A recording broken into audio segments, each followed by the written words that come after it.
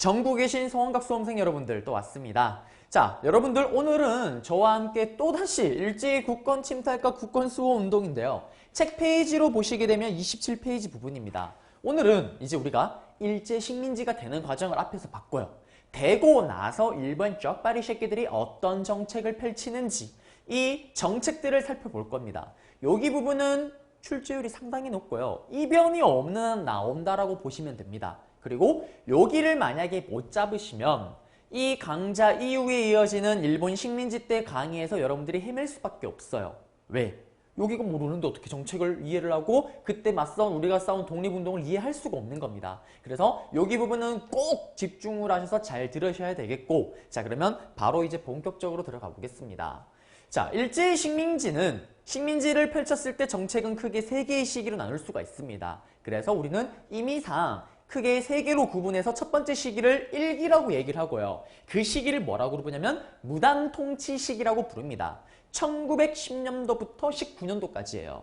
그리고 두 번째 2기가 20년대부터 30년대 직전까지 펼쳤던 그 정책을 우리는 문화통치라고 얘기를 합니다. 일본 쪽발이가 펼친 정책이요. 그리고 마지막 3기는 30년대에서 40년대. 이때를 민족말살통치라고 얘기를 하는 거예요. 더욱더 간단하게 요약을 하자면 1기 때는 일단 무식하게 두드려 팼었던 독립이나 강복이라는 생각을 아예 못하게끔 두드려 팼던 무당통치 시기. 그 다음에 두 번째는 두드려 패니까 이거 안 되겠네. 좀 달래줄 필요도 있겠구나. 우쭈쭈 달래주는 문화통치 시기. 그리고 마지막 3기 때 와서는 아예 정신 자체를 이제 싸그리 다 없애버리는 민족말살통치로 이어졌다라는 거. 요거 일단 기본 틀 잡아두시고 1기 때부터 정책 들어가겠습니다. 또 키워드 중심으로 잡으시면 돼요. 1기 때 일본이 어떠한 정책을 펼쳤는지 이런 것들을 잘 보시면 됩니다. 자, 그러면 이제 한번 들어가 보겠습니다. 1기 때는 일단 어떤 시기라고 얘기를 했습니까? 여기 적혀있지만 무단통치 시기라고 얘기를 하는데 이때 컨셉을 아셔야 돼요. 1기 때 컨셉은 뭐냐면 이제 갓 식민지로 들어갔잖아요. 그러니까 일본 지들도 아는 거예요. 요거 분명히 저항하고 반항을 할 거다. 그래서 1기 때 컨셉은 뭐냐면 조선 사람들이 광복, 독립이라는 생각을 못하게끔 아예 밟아버리고 무식하게 두드려 패다라는 게 무단통치 시기 때 컨셉입니다. 그래서 아주 강압적이고 공포스러운 정치를 펼쳤던 게 바로 1기예요. 그러면 그때 먼저 펼쳤던 게 뭐냐면은 이때 드디어 우리는 조선 총독부를 만듭니다. 헷갈리시면 안 되는 게 그전에는 어떤 거였습니까? 통치하고 감독한다 그래서 통감부였더라면 식민지로 들어오면서 우리는 조선 총독부를 만들고 일대 총독을 세우는데 이때 총독은 한마디로 요약을 하면 조선의 왕과 똑같습니다. 사법권, 행정권, 입법권을 다 가진 총독이 등장하게 되는 거예요. 그리고 가장 1기 때 대표적인 정답으로 걸리는 선지가 뭐냐면 헌병경찰 제도를 실시했다라는 겁니다. 이게 가장 중요해요. 경찰이 헌병이다. 이건 무슨 말이냐? 조선이란 나라를 군대 다루듯이 조선 사람들을 군인 다루듯이 다루겠다라는 게 헌병경찰 제도입니다. 경찰이요. 가다가 왠지 모르게 조선 사람이 일본 욕을 하고 있는 것 같아. 그러면 어떻게? 가만히요. 조생진 요리 오머쌈 그러면서 어떻게 그 자리에서 바로 두드려 패버립니다. 그게 뭐냐? 이 헌병 경찰들은 어떠한 혜택을 누리고 있었냐면은 범죄를 저지르면 그 자리 즉시 결례를 물을 수가 있어요. 그리고 조선 사람에 한해서만 그 자리에서 또 태형령이라 그래서 두드려 팰 수가 있는 겁니다. 조선이만 해당되는 거예요. 두 가지는. 이러한 권한을 가졌던 게 어떤 애들이다? 헌병 경찰입니다. 그래서 여기 보시면 사진을 보시면 헌병 경찰의 모습을 볼 수가 있습니다. 총과 칼을 찬 사람들이요. 그리고 또 공포정치와 탄압정치를 펼치기 위해서 또 어떤 정책을 펼치냐면 칼을 찬 교원, 학교 선생님이 칼을 차고 공무원들, 관리라고 해도 되게 상관없겠죠. 관리들도 어떻게 되냐면 이렇게 칼을 차고 있는 겁니다. 이거는 또 공포정치의 모습을 보여주는 거예요. 이게 어떤 거냐면 일본 좌빨이 애들이 트라우마를 남기는 거예요. 예를 들면 여러분들이 학창시절 학교를 다녔을 때 늦게 지각을 했다. 그러면 선생님이 어떻게 합니까? 물론 최근에 뭐 공부를 하신 분들이나 최근에 겪었던 분들은 아마 너 왜 늦었어? 수행평가 점수 깎는다. 아니면 뭐 행동 점수 깎는다 이렇게 얘기를 할 겁니다. 근데 우리 세대, 제가 생각보다 나이가 많아요. 저 때만 해도 구타가 반합법이었습니다. 지각하면은 그냥 바로 싸대기가 날아가는 거예요. 그랬던 그 시기. 그러면 어떻게 될까요? 어릴 때 싸대기를 맞거나 이러면 그게 트라우마로 앉는 거예요.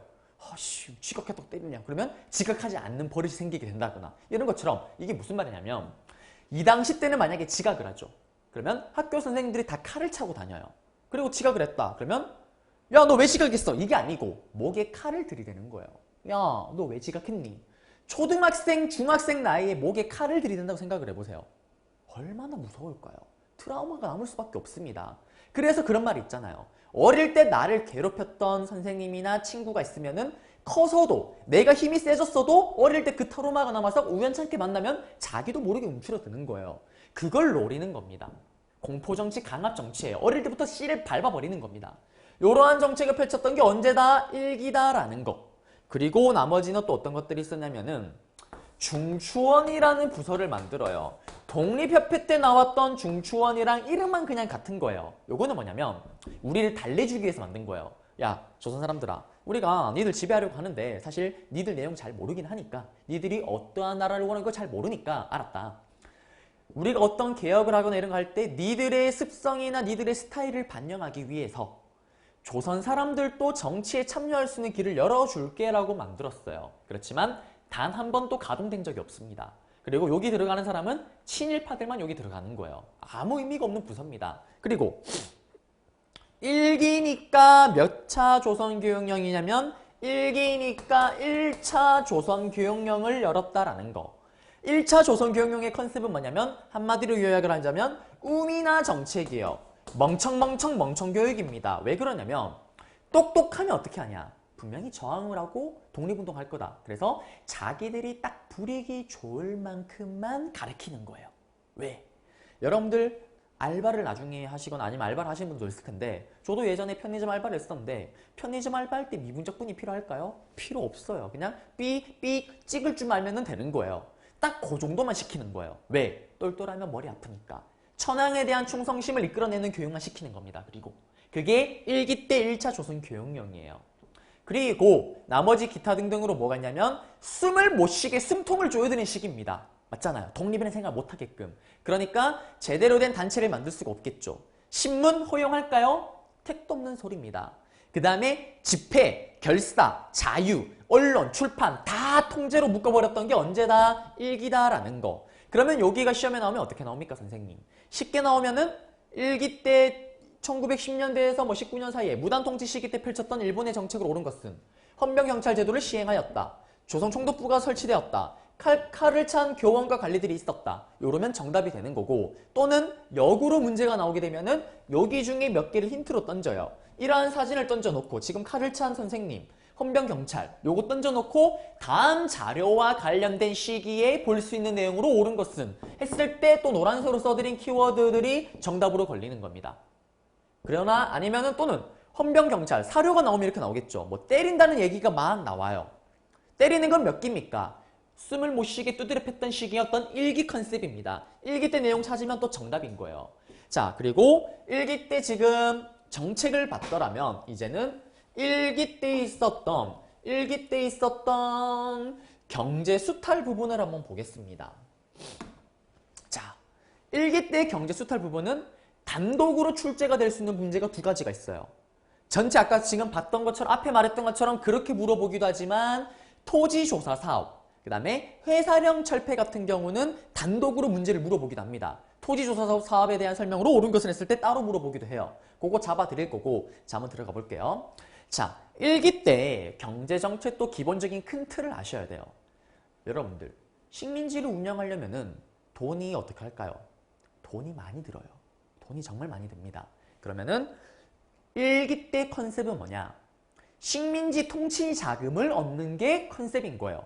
돈이 워낙 많이 드니까 우리를 삥 뜯고 수탈을 해서 그렇게 번 돈을 가지고 고스란히 다 식민지 통치 운영 자금으로 쓰는 겁니다. 그러면 그 컨셉을 머릿속에 심어두고 어떠한 정책을 갖는지 한번 볼게요. 단독으로 시험에 나올 수 있는 게 일단 뭐라고 얘기를 했습니까? 바로 토지조사 사업이라고, 토조가 아니고 토지조. 토지조사 사업이라고 얘기를 했었습니다. 자, 요 토지조사 사업은 일기 때 있었던 일이다라는 것도 기억을 하셔야 되고 단독으로 나옵니다. 자, 이렇게 생각하면 돼요. 일기니까 일단 기본적으로 땅을 다 조사를 해서 이 땅이 누구 땅, 저 땅이 누구 땅, 이 땅에 뭐가 나고 여기 땅값이 얼마고 이걸 다 알아야지 삥을 뜯을 거 아니에요. 제일 먼저 해야 되는 작업입니다. 그래서 토지조사 사업을 하게 되는 거고, 명분은 뭐였냐? 명분은 근대적 토지 소유권을 잡아주겠다라는 게 명분이에요.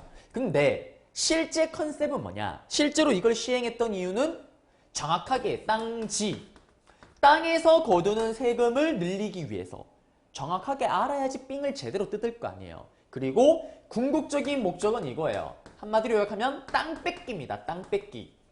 땅을 뺏기 위해서 실시를 한 게 이 토지조사 사업이에요. 그러면 한번 가보겠습니다. 어떻게 땅을 뺐는지요.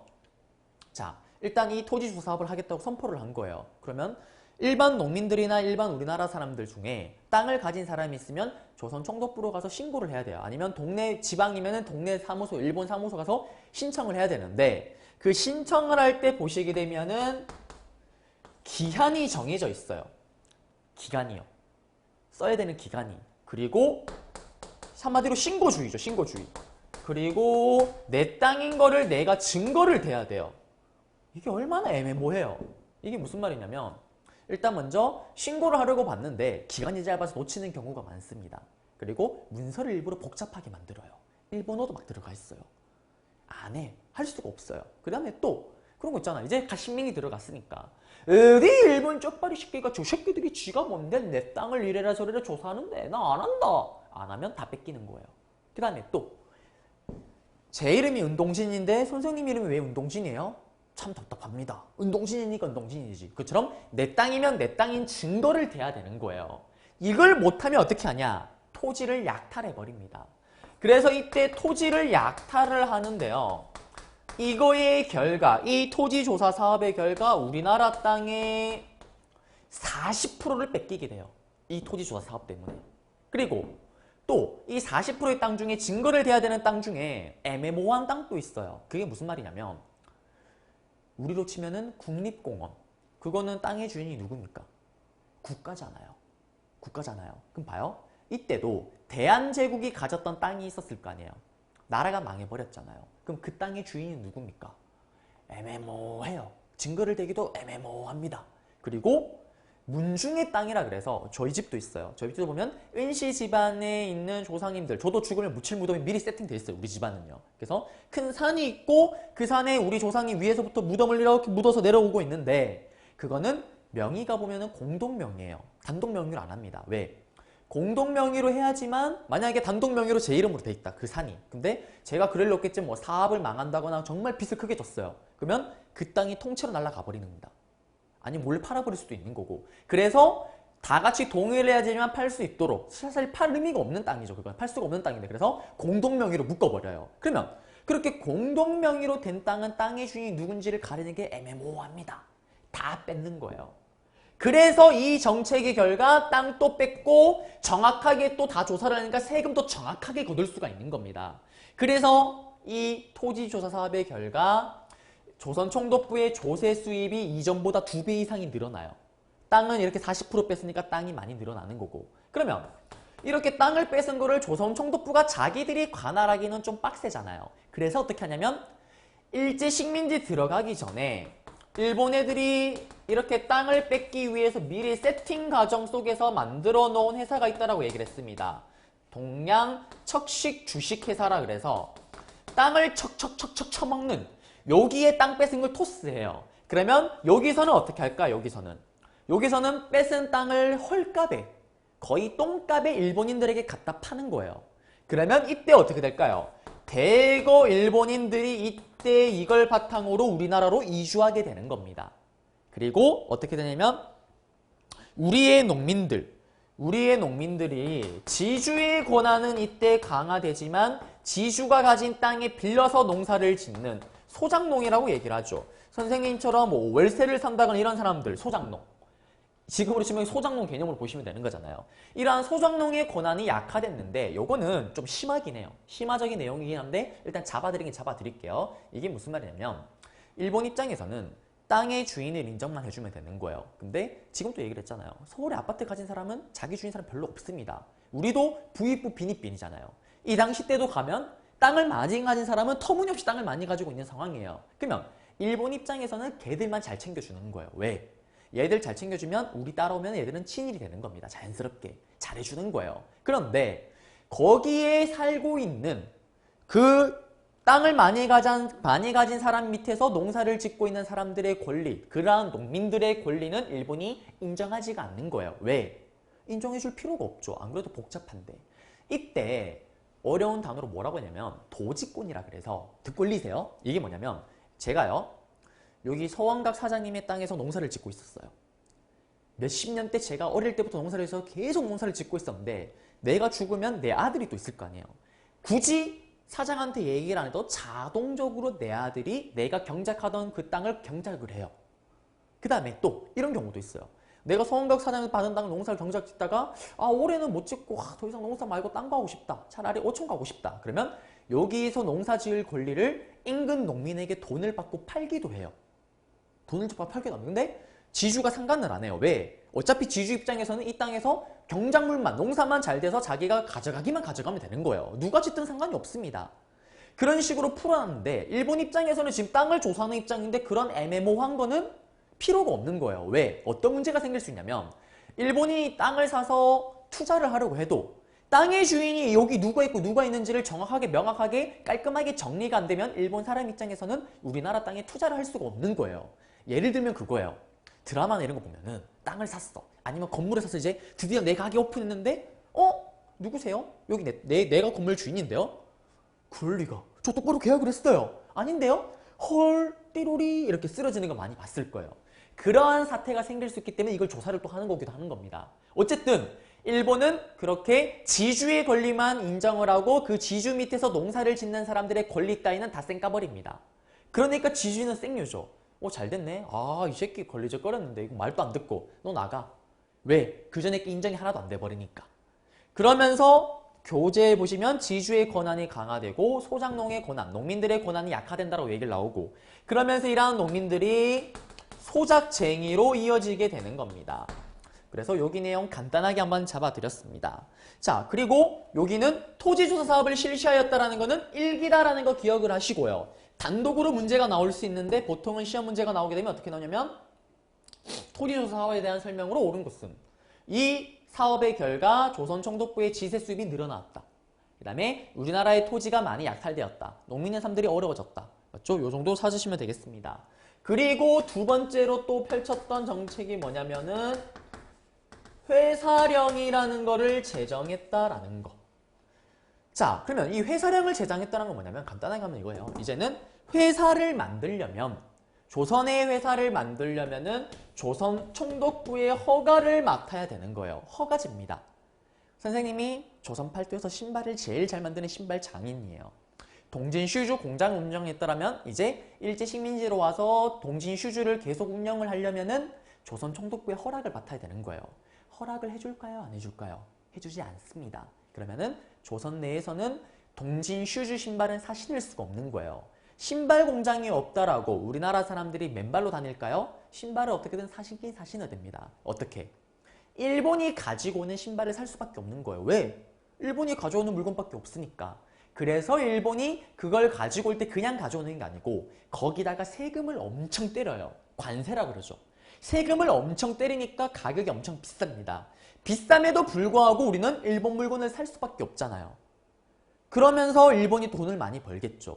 이것도 마찬가지고. 그러면 이렇게 돈을 많이 번 걸 가지고 전부 다 어디에 쓴다? 식민지 통치운영 자금으로 썼다라는 거.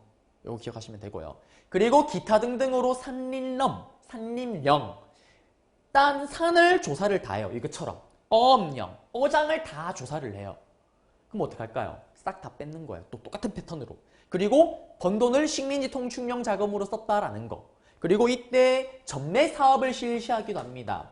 전매 사업은 뭐냐면 필수 아이템인 소금, 인삼, 끊으면은 한번 피기 시작하면 끊기 힘들다라는 담배. 요거를 조선 총독부, 일본에서만 물건을 갖다 팔 수 있게끔 하는 거예요. 돈을 엄청 많이 벌겠죠. 그렇게 번 돈을 가지고 다 어디에 쓴다? 식민지 통충련 자금으로 썼던 게 일기 때 컨셉이다라는 거. 그래서 토지조사 사업이랑 회사령 일기 때는 허가제였다라는 거는 꼭 기억을 하시고 일기다라는 거 기억하시면은 내용 다 잡아드렸습니다.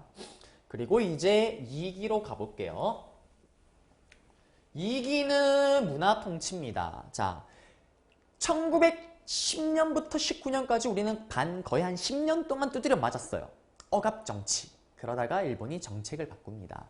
이렇게 정책을 바꾸게 되는 계기는 어떤 일이 있었냐면 바로 3.1운동을 배경으로 바뀌게 돼요. 3.1운동은 조금 이따 배울 겁니다. 3.1운동은 200만 명이 동시에 일어났었던 만세.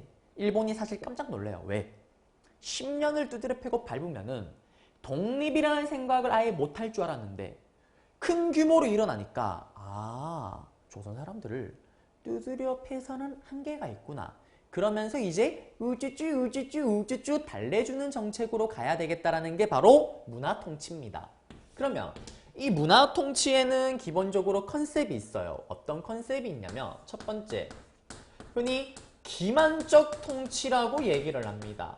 그 다음에 이때 일본의 문화통치의 컨셉이 뭐냐면 친일파를 많이 기르는 게 컨셉이에요. 왜? 후회를 많이 합니다. 일본 식민지 들어가기 전에 일본의 진출을 도왔던 일진회라는 단체가 있었어요. 우리 조선 사람들 중에 친일적인 사람들이 모여서 만든 단체. 그거를 식민지 들어가면서 이제 필요 없다 싶어서 문을 닫아버리는데 닫고 나서 3.1운동이 터지고 나니까 그렇게 후회를 합니다. 왜? 조선 내에 친일파가 많았더라면 사전에 이거를 눈치채고 잡았을 텐데 라는 아쉬움 속에 2기 때 컨셉은 친일파를 기르기 위한 정책이 나오게 되는 거고요. 그리고 겉으로는 알았다. 이제 니들 안 괴롭힐게. 좀 풀어줄게. 우쭈쭈 달래준다라고 얘기를 했지만 기만. 반뻥입니다. 싹 다 뻥인 거예요. 장난질을 치는 이러한 모습을 보여줬는데 요거를 한번 이제 그 내용들을 한번 보도록 하겠습니다. 자, 그러면 한번 들어가 볼게요. 먼저 어떻게 기만을 했냐. 우리 앞에서 헌병경찰 제도였잖아요. 이거를 어떻게 바꾸냐면은 이때 와서 보통경찰 제도로 바꿉니다.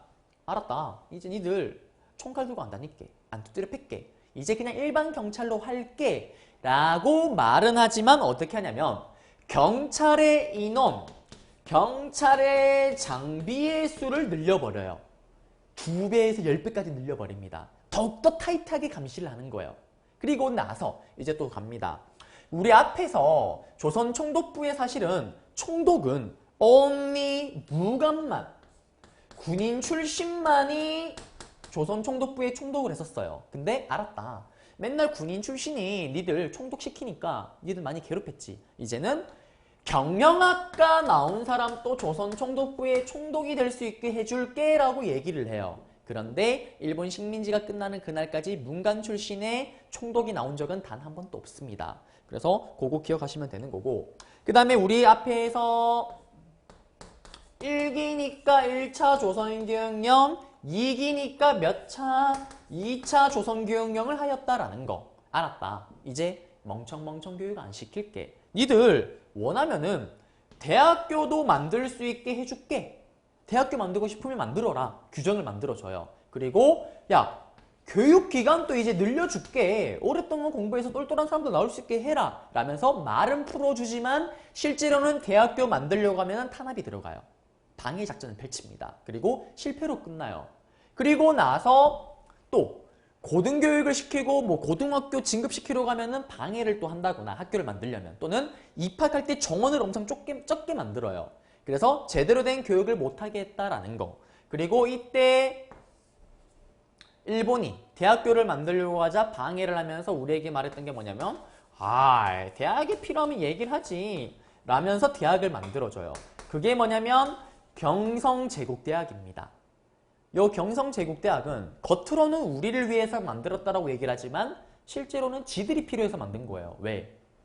우리나라에는 원래 대학교가 없었습니다. 식민지 들어가고 나서요. 10년이란 시간을 지나니까 식민지 때 일본에서 건너온 일본 사람들이 있을 거 아니에요. 그때 데려온 애가 있는데 애가 대학교 갈 나이가 됐는데 조선에서는 대학교가 없는 거예요. 대학교를 갈 수가 없습니다. 그래서 그 애들은 다시 일본으로 들어가야 되는 거예요. 대학교 때문에.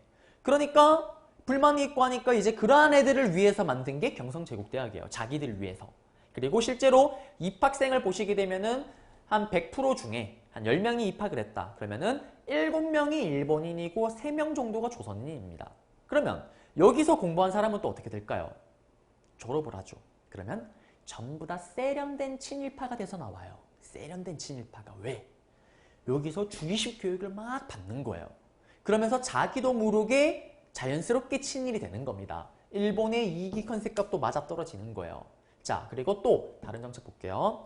우리 앞에서 1기 때는 언론기관을 가만히 뒀었나요? 다 문 닫아버렸잖아요. 그런데 2기 때 와서는 드디어 신문을 만들 수 있게끔 허락을 해줘요. 그 신문은 지금 또 만들어지고 있는 신문입니다. 바로 조선일보, 그 다음에 동아일보라는 신문을 만들어요. 만들 수 있게끔 해줍니다. 그런데 또 문제가 있어요. 말은 이렇게 마음대로 하려고 하지만 다음날 신문이 간행되기 전에 신문을 다 걷어서요. 검열을 다 하는 거예요. 그런데 봤더니 이런 오늘은 일본 쪽발이 까는 기사가 너무 많네? 이거 안 돼. 그러면 어떻게 되냐? 그 기사는 날아가 버리는 거예요. 요렇게 하얗게 비어져 버립니다. 그리고요. 일본을 까는 기사가 너무 많다. 그러면 그날은 아예 신문을 쉬는 거예요. 이런 일이 비일비재로 일어납니다. 이런 식으로 장난질을 치는 거예요. 그리고 일본 같은 경우는 또 어떤 걸 하냐면은 앞에 중초원 말고 이제는 알았다. 니들도 정치에 참여할 수 있는 기회를 열어줄게 라고 하면서 여러분들 교재를 보시면은 적혀 있나요? 여기도 언급돼 있네요. 그러면 도평의회, 그 다음에 부면협의회라는 거를 만들어서 이게 지방의회예요. 지방의회인데 여기에 니들 정치에 참여할 수 있는 권한 주고 투표할 수 있게끔 해줄게 라고 얘기를 하지만 실제로 일반 사람들은 절대 주질 않고요. 또 누구만 줄까요? 친일파만 이러한 권한을 줬다라는 거. 그리고 3.1운동 강의를 하면 또 배우겠지만 1920년대가 딱 되자마자 우리나라에 들어오는 새로운 사상이 있습니다. 바로 사회주의. 사회주의 사상이 들어오게 되자 사회주의 사상 다시 배울 건데 투쟁, 혁명 이런 걸 외치는 거친 사상이다 보니까 일본 입장에서는 탄압을 하려고 해요. 그래서 이때 요거는 심합니다. 치안유지법이라는 법을 만들어서 요걸 탄압하려고 하는데 사회주의를 믿는 사람들을 만든 김에 우린 독립운동가들도 여기에 올감해서 너 사회주의자지, 빨갱이지 라는 명목으로 족치려고 또 만들게 됐던 게 치안유지법이다라는 거. 그래서 여기 잡아두시면 되겠습니다. 그러면 여기는 시험에 나오면 어떻게 나오냐? 보통 경찰 제도였다. 이런 게 1기 때 오답으로 들어가는 거예요. 도평의회, 그 다음에 부면협의회가 있었다. 신문, 조선일보, 동아일보가 창간되었다. 이거 1기 때 내용이 아니잖아요. 이렇게 문제를 내요. 1기 때 문제 내면 오답 선지로 들어가고 2기 때도 마찬가지로 또 그렇게 나오겠죠. 기만정책, 친일파를 막 기르고 다녔다. 다음 같은 정책을 펼쳤던 시기에 볼 수 있는 일본의 정책으로 옳은 것은 했을 때 잡으시면 되는 거고 그리고 또 단독으로 나올 수 있는 게 뭐냐면 2기 때 내용 다 설명해요. 일본이 다음과 같이 정책을 바꾸게 된 계기는 무엇인가요? 3.1운동이 계기였다. 요거 기억하시면 되겠습니다. 자, 그리고 2기 때 이제 경제정책을 볼게요. 같이 묶어서 보는 겁니다. 또 2기 때 경제정책은 또 배우는 내용들이 이게 2기 때 내용이구나 라는 것도 아셔야 되지만 단독으로 또 시험 문제가 출제되는 부분이 있습니다. 그게 뭐냐면은 여기 사진 그래프와 관련된 산미증식계획이라는 거예요. 산미증식계획은 그러면 어떤 계획이냐? 쌀의 생산을 늘리기 위한 계획이 산미증식계획입니다. 자, 그러면 요거는 또 암기법은 아니지만 한번 흐름을 잡자면 1기 때는 보세요. 간단하게 생각하면 땅을 다 조사를 했어요. 맞죠? 땅을 조사를 한 걸 기반으로 쌀의 생산량을 늘려나갔던 게 언제다? 2기다라는 거. 요거 기억하시면 되는 겁니다. 자, 그리고 나서 이제 또 들어갈 건데 산미증식계획이 그러면 왜 실시가 됐는지 배경을 잠깐 들어볼게요. 배경은 요거는 원래 그냥 빠르게 강의를 하면 넘어갈 수 있게 하는데 여러분들의 이해를 돕기 위해서 일단 설명해 드리겠습니다. 이 시기 때 와서 드디어 일본이요 메이드 인 재팬이라고 찍힌 물건이 전 세계에 제대로 팔리기 시작을 해요. 그전까지는 제대로 팔리지가 않았는데 제대로 팔리기 시작을 하니까 어떻게 될까요? 일본의 산업화가 더욱더 급속화됩니다. 우리로 치면은 이촌양도라고 그러죠. 이사를 가요. 촌동네에서 도시로 이사를 향해서 가는, 농사를 안 짓고 농사를 짓던 젊은 농민들이 전부 다 노동자가 되는 겁니다. 도시로 가게 되고. 그 다음에 메이드 인 재팬 물건이 잘 팔리다 보니까 어떻게 될까요? 농경지를 갈아엎고 커다란 공장을 짓게 되는 거죠. 농경지가 부족해지는 거예요. 그러면 여기서 무슨 얘기를 하고 싶은 거냐면, 자, 그래도 이때 일본이 지금의 그러한 고급스러운 제품을 만드는 게 아니고 중국이랑 스타일이 똑같다고 보시면 돼요. 이때 지금 중국이 하는 걸 그때 일본이 했다고 보시면 됩니다. 지금 중국이 물론 샤오미를 통해서 좋은 걸 만들기도 하지만 기본적으로 우리 이미지는 싸구려 저가 제품이잖아요. 싼 노동력으로 선진국들이 만들지 않는 물건을 만들어서 갖다 파는 거잖아요. 그걸 일본이 이때 하고 있는 거예요. 그러면 그러한 정책의 가장 중요한 게 뭐냐면은 저렴한 노동력이 계속 보급이 돼야 되는 거예요. 싼 노동력이 있어야지 헐값에 돈을 주고 임금을 주고 고용을 해서 싼 물건을 만들어서 박리다매로 가는 겁니다. 그런데 만약에 노동자의 몸값이 뛰어버리면은 그러한 물건의 메리트가 떨어지는 거예요. 중국의 물건이 우리나라 물건이랑 가격이 똑같아지면은 누가 중국 물건을 사요? 그거와 똑같은 겁니다. 그런데 기억나시나요? 모든 경제의 바로미터는 뭐라고 얘기를 했습니까? 이 당시 때는 쌀이라고 얘기를 했었잖아요. 쌀값이 오르면 모든 물가가 다 뜁니다. 그럼 봐요. 여러분들이 나중에 이걸 공부해서 장교가 되려고 하시는 건, 저도 장교를 해봐서 알지만 월급이 나와요. 월급이 나오고 하는데 월급도 매년 인상이 됩니다. 회사도 마찬가지고요. 그 인상의 기준폭이 뭘까요? 물가 상승률. 아무리 못해도 1년에 물가가 4% 올랐으면은 그거는 맞춰줘야 되는 겁니다. 거기까지는. 그래야지 사람이 먹고 살죠. 그런데 물가가 안 올랐대. 제로래요. 근데 임금을 안 올려줘도 물가 안 올랐잖아. 할 말이 없긴 해요. 그냥 단순하게 얘기를 하자면 그것처럼 일본 입장에서는 그러면 물가가 오르지 않고 쌀값이 계속 헐값이 보급이 된다라면 일본이 노동자의 임금이 오를 필요가 없습니다. 그러면 지금 자기들이 펼치는 경제정책을 펼칠 수가 있는 거예요. 계속. 그래서 쌀을 얻기 위한 정책을 펼치는데 그 쌀을 어디서 가져올까요? 식민지였던 우리로부터 가져오는 겁니다. 그러면서 펼쳤던 정책이 삼미증식계획이에요. 요 삼미증식계획은 2기 때 있었던 일이다라는 것도 아셔야 되지만 단독으로 물어봅니다. 자, 그러면 이제 문제 나오는 내용 잡아볼게요. 이 삼미증식계획을 하기 위해서 어떻게 하냐면 일본이 가만히 쓸 수가 없잖아요. 가만히 쌀 많이 생산시켜봐. 늘어나지가 않습니다. 그럼 어떻게 하냐? 일본이 강압을 계속 압박을 가하면서 농민들이요. 요 쌀의 생산량을 늘리기 위해서 당연히 자발적으로 수리시설을 개선시킵니다.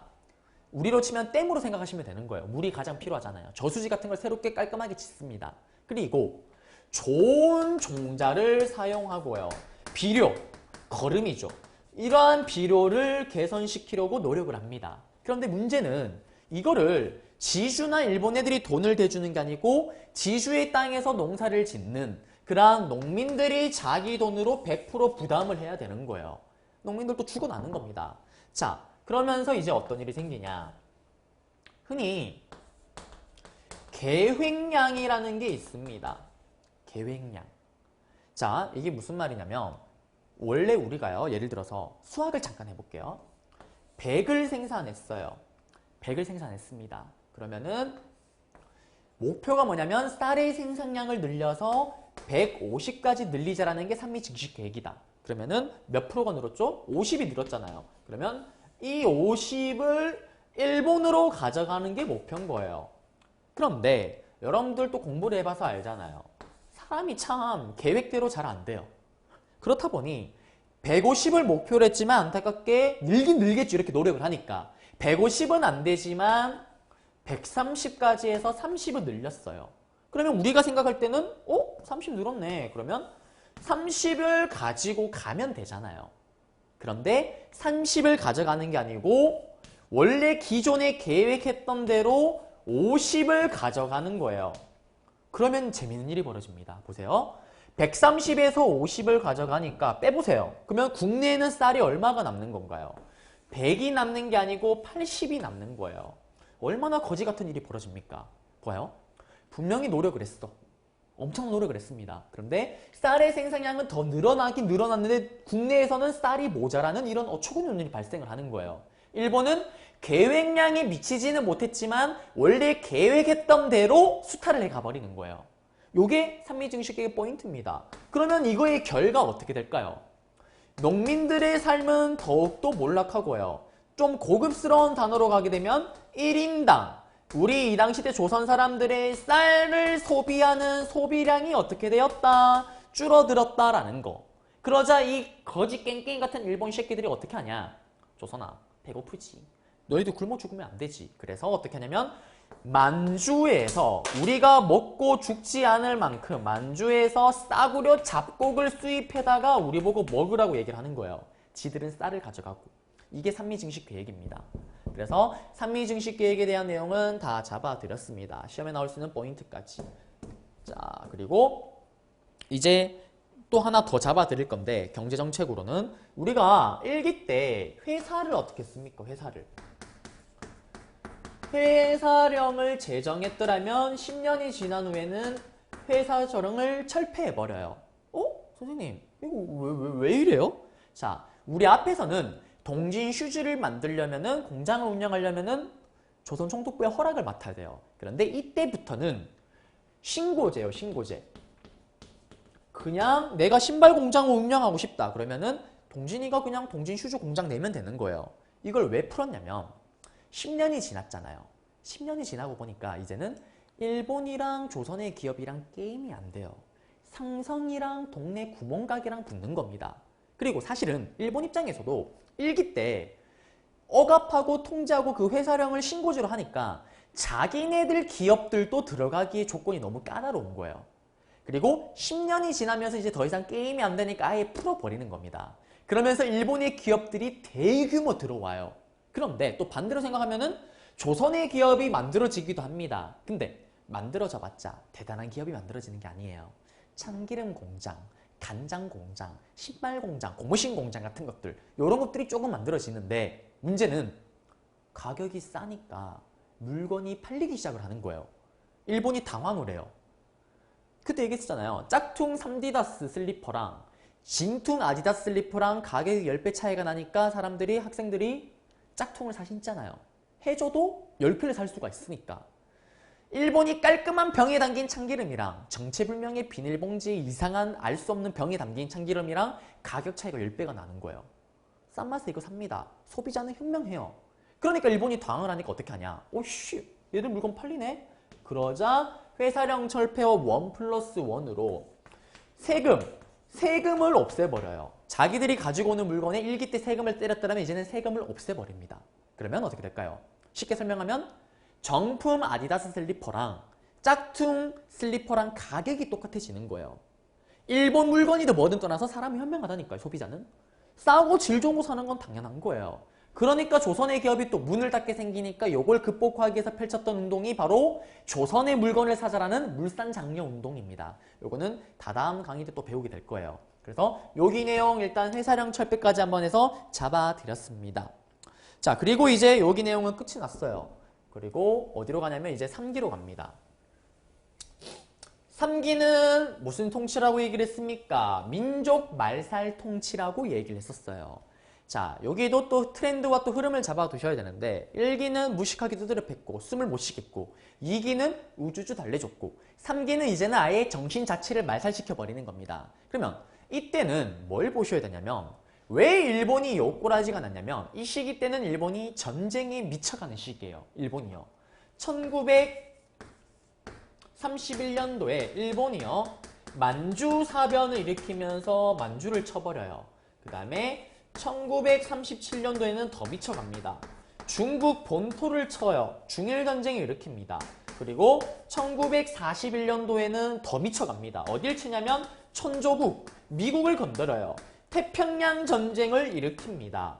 시간이 지나면 지날수록 어떻게 됩니까? 전쟁의 스케일이 더욱더 커지고 있는 거예요. 그러면 요거 일단 머릿속에 심어두고 잠깐 왜 전쟁이라는지 한번 설명해 드릴게요. 요거도 뒷굴려 됩니다. 근데 여러분들의 이해를 돕기 위해서 간단하게 설명을 하는 거예요.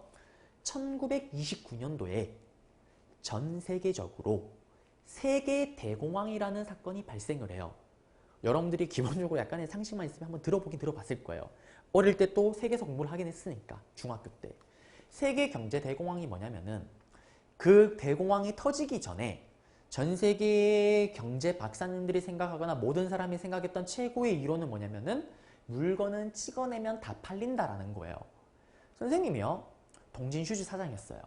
1공장을 운영해서 하루에 1000켤레를 만들었어요. 1000켤레를 만들어서 시장에 갖다 뿌렸더니 하루 만에 다 팔려. 또 다음날 또 1000켤레 만들어 시장에 갖다 놨더니 다 팔려. 그러면 어떡할까요? 당연히 공장을 하나 더 만들겠죠. 2공장. 그러면 1공장, 2공장에서 2000켤레가 나와요. 또 다 팔려. 또 다 팔려. 3공장, 4공장, 5공장까지 만들었어요. 그런데 어느 시점이 되니까 더 이상 신발이 팔리지가 않는 거예요. 재고가 쌓이기 시작을 하겠죠. 그러면 5공장이 폐쇄를 합니다. 5공장이 폐쇄를 하면서 5공장에 있던 노동자들 다시 다 자르겠죠. 정리해고시키겠죠. 그러면 걔들은 돈이 없어요. 물건을 살 수가 없습니다. 악순환의 반복인 거예요. 이게 특정한 나라에서만 그런 일이 발생하는 게 아니고 전 세계적으로 그 상황이 다 벌어지게 되는 거예요. 그게 세계 경제 대공황입니다. 1929년도에.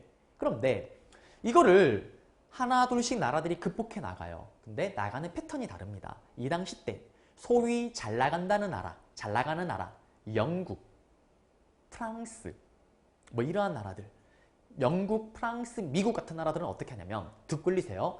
블록 경제라 그래서 블록, 레고 블록 할 때 그 블록입니다. 블록 경제라 그래서 그러한 나라들은 자기들이 가진 식민지가 많잖아요. 식민지랑 자기 나라를 이렇게 블록으로 이렇게 묶는 거예요. 묶어서 자기 식민지에 해당되는 나라는 다른 나라의 물건을 절대 못 사게 하고 자기들의 나라 물건만 살 수 있게끔 하는 거예요. 그래서 재고를 소진시키면서 이 위기를 극복해 나갑니다. 반대로 후발주자였던 일본, 그 다음에 독일, 이탈리아 같은 나라들은 이 위기를 극복할 수가 없는 거예요. 그러니까 어떻게 하냐? 일본 같은 경우는 아씨 조선만으로 부족하네? 아씨 안되겠다. 그래?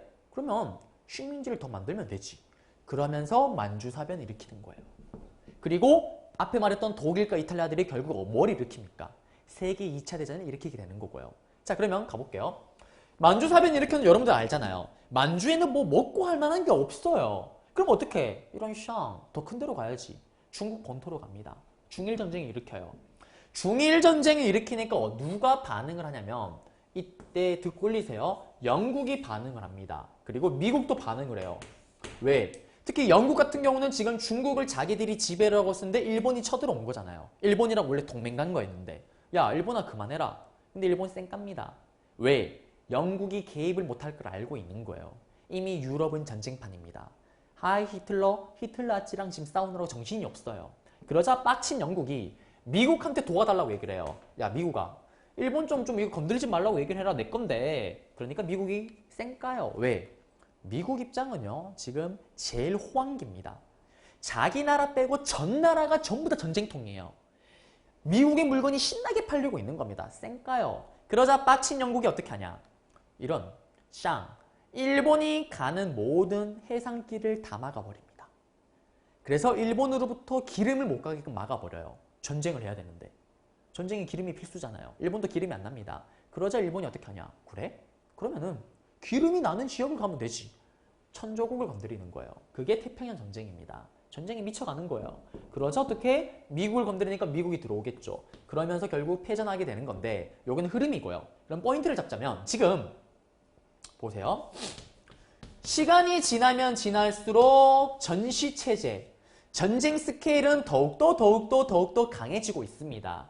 이게 강해지면 강해질수록 우리로부터 삥 뜯어가는 강도도 더욱더 강해졌다라는 것을 기억하셔야 되는 거예요. 자, 그리고 보세요. 지금 전쟁이 터지면은 중국 본토까지 쳐들어가면은 일본 애들만으로는 전쟁이 불가능합니다. 조선 사람들을 동원을 해야 돼요. 그런데 야, 조선 사람들아, 전쟁하러 가자. 갈까요? 안 갈까요? 미쳤습니까? 왜 가요? 30년 동안 지금 괴롭힘을 당했는데 같이 가지 않습니다. 그러자 일본이 나온 정책이 뭐냐면은 이건 거예요. 민족 말살 통치. 민족 정신 자체를 없애버리는 겁니다. 야, 조선 사람들아, 이거는 지금 우리의 전쟁이기도 하지만 너희들의 전쟁이기도 하다. 너희와 우리는 한 몸이다. 너희와 우리는 같은 조상이다. 너희와 우리는 같은 국민이다. 라는 걸 주입시키면서 끌고 가려고 하는 겁니다.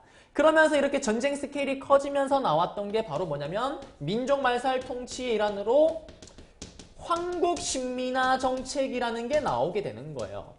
너희들은 자랑스러운 천황국가의 신민이다 라는 걸 주입식 교육을 시키는 거예요. 그러면서 이때 나오는 게 뭐가 있냐면 먼저 첫 번째, 신사참배를 강요합니다. 신사는 일본의 귀신들, 일본의 전쟁 영웅들 이런 사람들을 모시는 거예요. 아침마다 가서 이렇게 신사참배를 하고요. 그 다음에 궁성여배, 일본 도쿄의 천황이 있는 성을 가리키면서 아침마다 절을 하는 겁니다. 그리고 황국신민서사를 암송해요. 지금 여기가 황국신민서사를 암송하고 있는 학생들입니다. 이게 뭐냐면 여러분들 그런 거 있잖아요. 나는 자랑스러운 대한민국의 국민으로서, 이것처럼 나는 자랑스러운 천황국가의 신민으로서, 요거 하는 거예요. 그 다음에 또 민족 정신 자체를 없애버리기 위해서 어떻게 하냐면 창씨 개명이라는 하는 겁니다. 더 이상 조선 사람들은 조선 이름을 못 쓰는 거예요. 왜? 너희는 조선 사람이 아니니까 일본 사람이야. 민족 정신을 없애는 거잖아요. 그래서 은동진이면 나카타은, 기무라은으로 바꿔야 되는 겁니다. 이름 안 바꾸죠. 일본이 탄압이 들어가요. 어떻게? 이름을 안 바꾸면은 초등학생이 있다. 한글 이름을 쓴다. 그러면 선생님이 이유 없이 애를 때려버려요. 왜? 집에 가서 엄마한테 이름 바꿔달라고 말하게끔 만들려고. 그리고 동사무소나 공무원들 일하는 곳으로 가면은 업무 처리를 안 해줘요. 우편 업무도 우체국에서 보내는 배송되는 것도 한글 이름 적혔으면 배송 안 해줍니다. 그런 식으로 탄압을 해서 들어가는 거예요. 이런 식으로 뜯어 고칩니다. 그리고 이때 일본이 주장했던 내용이 뭐냐면 내선일체, 너희와 우리는 한 몸이다. 그리고 너희와 일본과 조선의 조상은 같을 동, 같은 조상이다 라는 이러한 개소리를 짓거리기 시작을 하는 겁니다. 이게 언제다? 바로 3기 때 민족말살 통치의 컨셉입니다. 그리고 3기니까 몇 차 조선교육령? 3차 조선교육령이고, 그리고 일본이 이때 아예 민족 정신 자체를 없애버리는 거니까 2기 때 좀 풀어주면서 2차 조선교육령 안에 들어갔었던 한국사를 배우고, 그 다음에 국어를 배우는, 조선어를 배우는 내용들이 이제 어떻게 될까요? 사라지겠죠. 한국사와 그 다음에 조선어를 배울 수가 없습니다. 그리고 3차 조선교육령의 결과, 초등학교를 원래 우리는 소학교라고 불렀어요. 그런데 이때 와서 학교 이름이 뭐로 바뀌냐면은 국민학교로 바뀌게 되는 겁니다. 여러분들 중에서 국민학교를 졸업한 사람이 아마 없을 거예요. 근데 저는 국민학교 졸업생입니다. 그러면 아재입니다. 아재. 국민학교가 초등학교로 바뀐 지가 얼마 안 됐어요. 그러면 이 초등학교로 왜 바뀌었냐면 이게 원래 의미가 천황국가의 신민이 다니는 학교라는 의미예요. 그래서 일본의 잔재라 그래서 초등학교로 바뀌게 된 겁니다. 그래서 여기 내용은 이것도 기억하셔야 되는 거고. 자, 그러면서 지금 우리는 뭘 보고 있습니까? 3기 때의 한국신민화 정책이라는 내용들을 보고 있는 거예요. 그러면 시험 문제 나오면 어떻게 나올까요? 또 이런 내용들, 이런 사진을 던져놓고 또는 이런 내용 던져놓고 다음 자료와 관련된 시기에 볼 수 있는 일본의 정책으로 옳은 것은 오답으로 1기와 2기의 내용이 오답으로 들어가게 되는 거예요. 그래서 요거 구분할 수 있는 내용들 잡아드렸고, 자 이제 그리고 여기 내용 볼게요. 자, 만주를 쳤습니다. 만주를 치면서 어떤 일이 생기냐면은 앞으로 일본이 결국엔 중국을 치기도 하잖아요. 더 큰 전쟁을 위해서 준비를 합니다. 그러면서 이때 일본이 펼쳤던 정책이 뭐냐면 병참기지화 정책이에요. 조선을 전쟁 기지화로 삼는 겁니다. 그러한 전쟁 기지화로 삼기 위해서 남쪽에는 면을 기르고 북쪽에는 음매 양을 기르는 남명북양 정책을 펼치면서 원자재를 확보를 하죠. 자, 그러한 상황 속에서 전쟁 스케일이 더욱더 커지면서 중국 본토로 갑니다. 그러자마자 지들도 느껴요. 짱깨들, 중국 애들은 인원수가 너무 많다. 얘들 무찌르려면 우리만으로 힘들다. 조선 사람들 동원해야 됩니다. 그래서 바로 다음에 1938년도에 조선으로부터 모든 걸 총동원하겠다라는 국가총동원령을 선포를 합니다. 그러면서 나왔던 정책들이 어떤 게 있냐면은 일단 지원을 받아요. 전쟁 나가는 지원병제. 지원을 잘 안 하겠죠. 그러니까 어떻게 하냐면 또 나오는 게 뭐냐면 이제 또 징용제. 여기는 전쟁 나가는 거고, 징용제는 뭐냐면은 광산이나, 맞죠? 아니면 공장에서 일을 하는 겁니다. 그리고 이것도 모자라니까 이젠 아예 어떻게 하냐면은 학생들도 모아요. 학도 지원병제라 그래서 학생들을 모읍니다. 그래도 아예 사람들이 잘 모이지가 않겠죠. 그러니까 이제는 아예 징병제로 해서 그냥 데려가 버리는 거예요. 이때 끌려간 사람들이 수백만입니다. 청년들이요. 자, 그리고 여자들도 마찬가지예요. 여자들도 이때 위안부 문제가 이때 생기는 겁니다. 정신대라고 해서 데려가서는 위안부, 성노예로 삼는 거죠. 지금도 문제가 되고 있는. 그게 이때 생기는 거예요. 언제? 전쟁의 스케일이 커졌던 중일전쟁 직후에 이러한 정책들이 나오기 시작을 막 하는 겁니다. 그러면서 쭉 태평양선언까지 스케일이 커지면서 이게 더욱더 심해지겠죠. 자, 그리고 전쟁의 스케일이 심해지니까 어떻게 되냐면 우리부터 뜯어가는 강도가 더욱더 강해진다라고 얘기를 했었잖아요. 그러면서 또 나오는 게 뭐가 있냐면은 공출제도, 그 다음에 식량 배급제. 정말 전쟁이 필요한 게 쌀이니까 조선 사람들은 정말 굶어 죽지 않을 만큼만 쌀을 배급해서 주는 거예요. 그리고 쌀을 사고 파고 할 수 있는 거는 무조건 일본에서만 할 수가 있는 겁니다. 개인이 할 수가 없어요. 뜯어가는 거, 공출. 뜯어가는 것도 쌀을 다 뜯어갑니다. 굶어 죽지 않을 만큼만. 그리고 이때 뜯어가는 걸 보시게 되면 녹그릇. 절에 있는 종도떼가요. 녹여서 총알 만들고 합니다. 그런 식으로 뜯어갔던 시기가 언제다? 바로 3기 때다라는 거. 그리고 3기 때 보시게 되면은 치마로 하나는 뭐가 있냐면은 농촌진흥운동이라는 게 이 시기 때 했다라는 정도만 좀 체크를 하시면 되겠습니다. 농촌진흥운동은 뭐냐면 농촌 지역이 그 이전부터 토지조사 사업, 산미증식계획을 거치면서 농민들의 삶이 너무 힘드니까 농민들이 혁명도 일으키고 투쟁도 일으키고 시위도 하고 난리가 나는 겁니다. 일본 입장에서는 지금 전쟁 중이잖아요. 농촌을 좀 다스려줄 필요가 있는 거예요. 그래서 달래주는 형태로 농민들을 다시 한번 진흥시켜주겠다라는 컨셉으로 일본이 주도한 게 이 운동입니다. 어떻게 하냐? 돌아버려요. 모아놓고 얘기를 합니다. 야, 니들 농민들 삶을 좀 개선시킬 수 있게 좋은 시설들 좀 만들어줄게. 그리고 야, 니들이 왜 못 사는지 아니? 니들이 게을러서 그래. 더 열심히 농사를 짓고 일을 해봐. 그러면 먹고 살만해.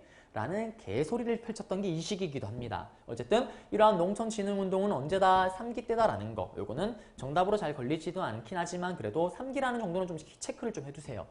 자, 그래서 우리는 지금 이 시기 때 내용 다 잡아드렸습니다. 이게 지금 3기와 관련된 그림 자료들이에요. 보시게 되면은 저기 이거 보시면은 여기 소년병들 끌려가는 거, 그 다음에 여자들, 그 다음에 여기 끌려가서 광산에서 일을 하는 거, 공출, 다 뜯어간 거, 거두는 거, 그리고 여기는 지금도 문제가 되고 있는 위안부 문제까지. 그래서 여기까지 해서 우리는 일본 식민지 때 있었던 정책들을 한번 다 봤습니다. 그리고 이제 우리는 일본 식민지의 이러한 일본의 수탈, 정치적 탄압과 그 다음에 경제 수탈에 맞서서 우리가 어떻게 독립운동을 전개했는지를 한번 보도록 하겠습니다. 그러면 다음 강좌에서 여러분들을 찾아뵙도록 하겠습니다.